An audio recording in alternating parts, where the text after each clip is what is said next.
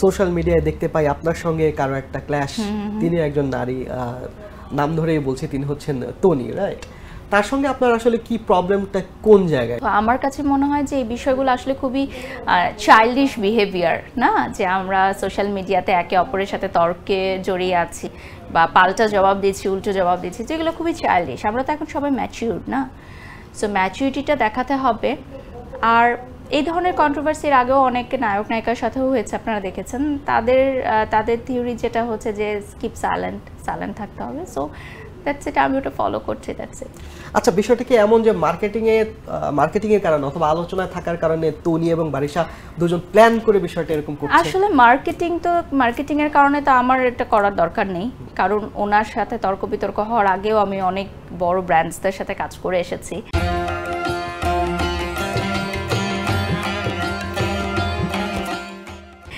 বরং আমি এখন একটু ডিফারেন্ট কাজের ধারাই আছি। যেমন আমি একটা নতুন ব্র্যান্ড প্রমোটার লঞ্চ করেছি এবং আমি আমার প্রোডাকশন হাউসটাকে নিয়ে ইন ফিউচারে কাজ করব।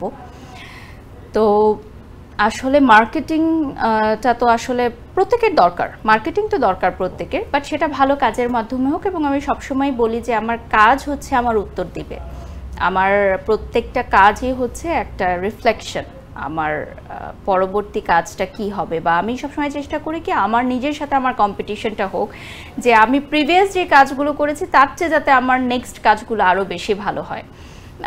সো আমি আসলে কারোর সাথে তর্ক বা দ্বন্দ্বে জড়িয়ে কোনো মার্কেটিং চাই না। অ্যান্ড ডেফিনেটলি যে সেটা যদি হতো তাহলে তো শাকিব খান, অপু বিশ্বাস, বুবলি এগুলো সবচেয়ে ভাইরাল নাম, না? আপনি জানেন, সেগুলোর সাথে আমি দ্বন্দ্বে জড়াতাম না।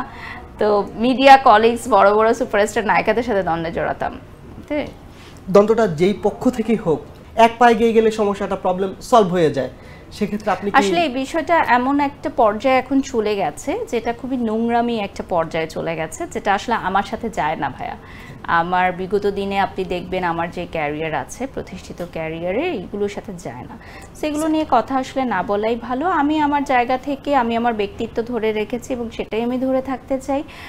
আর আমাদের দেশের মানুষরা আসলে খুবই ম্যানিপুলেট করা যায়, আমাদের দেশের অডিয়েন্সদেরকে খুব ম্যানিপুলেট করা যায় এবং আপনি যেটা বুঝাবেন সেটাই বোঝানো যায়। সো বিষয়টা হচ্ছে যারা একটু বুদ্ধিমান অডিয়েন্স আছে, তারা বুঝতে পারে যে আসলে হোয়াটস গোয়িং অন। সো এটা আমার আসলে ঢাকঢোল পিটিয়ে আসলে বলার কিছু নেই। তবে আমি বিশ্বাস করি যে আমাদের জীবনটা তো খুবই ছোট। আমরা যখনই কোনো সারাউন্ডিংসে কোনো অ্যাক্সিডেন্ট দেখি তখনই আসলে আমাদের এটা মনে পড়ে, ফিল হয় যে আসলে আমাদের লাইফটা খুবই ছোট।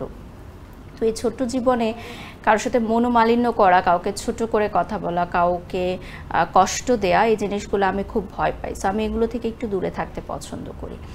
আর আমি সবসময় মনে করি যে ভালোবাসা দিয়েই মানুষকে জয় করা যায়, ঘৃণা দিয়ে কখনো কোনো কিছু জয় করা যায় না।